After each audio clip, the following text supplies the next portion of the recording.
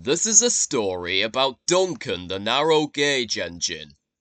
Duncan used to complain about his passengers, but this changed when Skarloey told a story about how Rheneas saved the railway. One morning, Skarloey was in the yard being polished by Nancy, the guard's daughter. Skarloey was thinking about his friend Rheneas, who had gone away to be mended. "Rheneas comes home tomorrow," said Nancy. "What? Tomorrow?" chirped Skarloey. "I must look my very best. Please polish me some more." "You're such an old fusspot," laughed Nancy. Duncan was jealous. "Aren't you gonna polish me too?" he asked. "Sorry, I have to get the ice lollies ready for the passengers," said Nancy. "Ugh, it's not fair," Duncan complained. "Peter Sam gets a special funnel, Sir Handel gets special wheels, passengers get ice lollies, but I'm not even polished." Duncan enjoyed complaining, and he soon began to sulk. That afternoon, there was bad news from up the line. "One of Skarloey's coaches has derailed," called Duncan's driver. "We'll have to go there right away."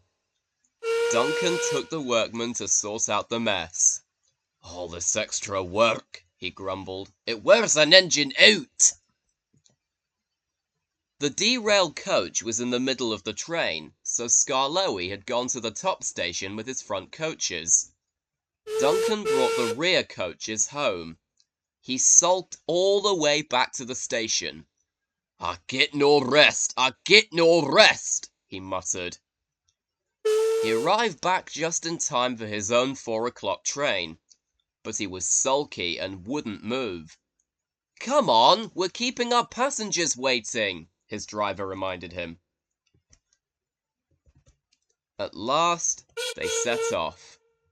Shortly before the next station, they came to a viaduct, and Duncan ground to a halt. "I've had enough! I'm staying here!" he snapped. And he did too. Skarloey had to come down from the top station to haul Duncan and his train to the platform.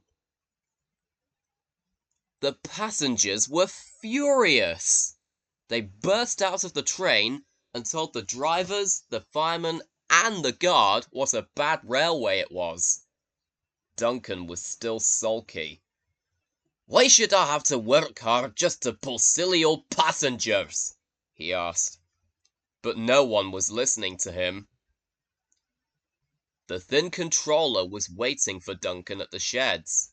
"If you won't carry passengers, you won't get polished," he said sternly. "I'd rather not be polished if it meant I didn't have to carry passengers," Duncan muttered to himself. But he didn't dare say it loud enough for the thin controller to hear. "I'm ashamed of you, Duncan," said Skarloey that night. "You should think of your passengers, not yourself. Passengers are just nuisances. They're always complaining," replied Duncan. "That's no way to talk," said Skarloey. "We need passengers. No passengers means no trains, and no trains means no railway. I remember when Rheneas saved our railway because he cared about the passengers." "Please tell us about it," said Peter Sam. Skarloey began. "Rheneas knew we had to keep the trains running or our railway would have to close. He was often short of steam, but he always struggled on to a station and then rested when he got there. 'I mustn't stop between stations,' he'd say. 'The passengers wouldn't like it.'" "Pshaw!" huffed Duncan. He had stopped on the viaduct and hadn't cared at all. "One wet and windy afternoon," Skarloey continued, "when the rails were damp, Rheneas was travelling home with a full train." "Ah, I've got cramp," he groaned suddenly. And he stopped on the loneliest part of the line. His driver examined him. "Your valve gear is jammed," We need to reach the next station. Do you think you can get us there? He asked. I'll try, replied Rheneas bravely.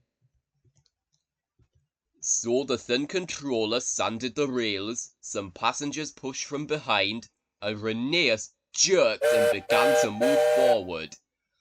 I'll get there or burst, I'll get there or burst, Rheneas muttered to himself, and he moved slowly along the track until he finally reached the station.